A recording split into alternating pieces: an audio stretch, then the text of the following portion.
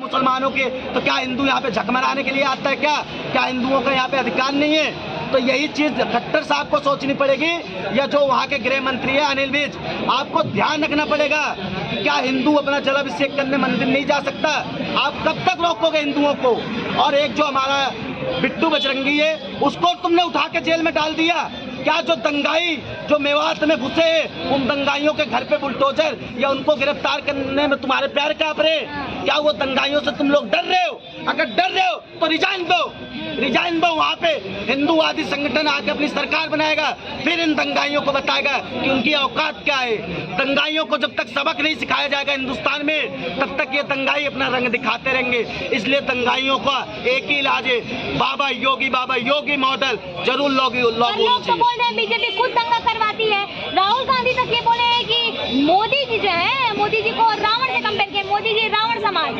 राहुल गांधी से पूछना चाहूंगा आपका जो सुनिए, और जो बीजेपी को वोट देता है वो राक्षसी प्रवृत्ति का है, ये तक बोले हैं कांग्रेस के नेता है वो सूजेवाला। देखिए, सूजेवालों को मैं कहना चाहता हूँ, यही राक्षस तुम्हें और तुम्हारी औकात दिखाएगा। यही राक्षस तुम्हें पंचर बनाने पे मजबूर कर दिया है।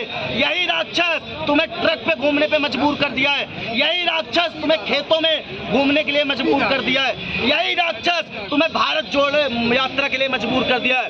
तो राक्षसों ने अपनी औकात तुम्हें दिखा दी है। अब यही राक्षस तुम्हें मिट्टी कर देंगे। तुम भी कहोगे कि हाँ, ये राक्षसों में दम है। लेकिन ये कहना चाहूंगा सूजेवाला, तुम जिस धरती पे खड़े हो, जिस धरती पे तुम कहते हो महाभारत की धरती है, तुम उस धरती का अपमान कर रहे हो।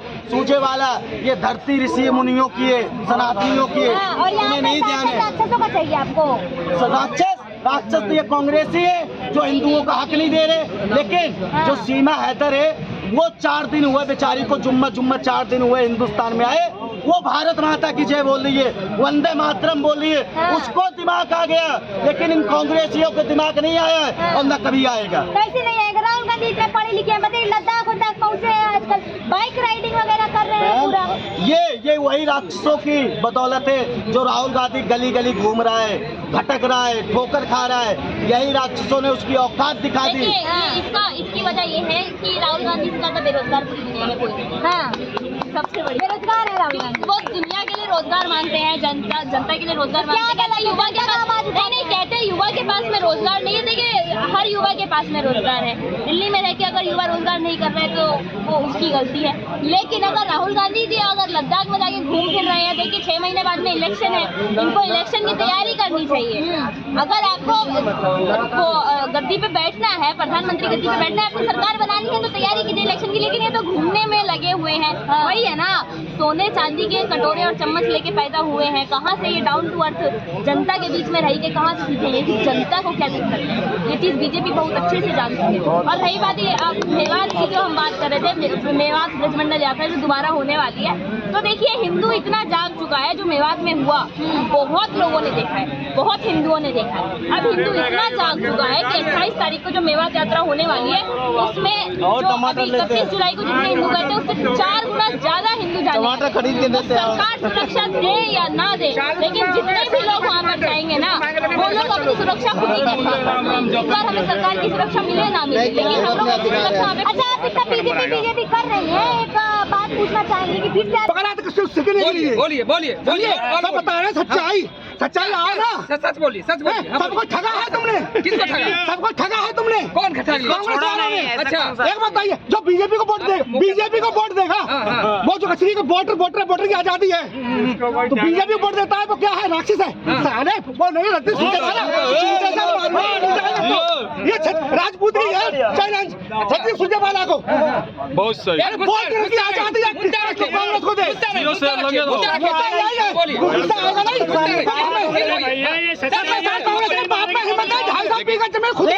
सूरजेवाला ने कहा कि बीजेपी के जो भगत है ना, शांत भक्त सारे राक्षस है, इस पर आग लग गई लोगों को, जूते मार। इतिहास उल्टा पढ़ाया तुम लोगों ने, और मैं झूठ बोल रहा हूँ। चलिए मेरे यहाँ, अरे स्वतंत्र सेनानी नहीं हो, मेरा प्रधान बार बार जूते निकालो जूते मारने के लिए। अभी जो कांग्रेस की बात कर रहे थे कि कांग्रेस सरकार में सबसे ज्यादा भ्रष्टाचार जो है राजीव गांधी जी खुद कहा करते थे कि हमारी सरकार में भ्रष्टाचार है, हम अगर 1 रुपए बेचते हैं तो जमीन पे 10 पैसा बेचता है, मानते नहीं मानते। दूसरी बात मैं कहता हूँ वहाँ पर जेएनयू में किस तरीके के नारे लगते थे कि भारत तेरे टुकड़े होंगे, इंशाल्लाह। राहुल गांधी जी उनके साथ खड़े हैं, उनकी पार्टी में उन्हें खुद ले लिया। कैसे बात कर रहा है भाई साहब? अरे राहुल गांधी मानने वाला आदमी है। गलत तो दुनिया का कहेगा। सही बात है, सभी का हुआ है, सभी का हुआ है, सभी का हुआ है।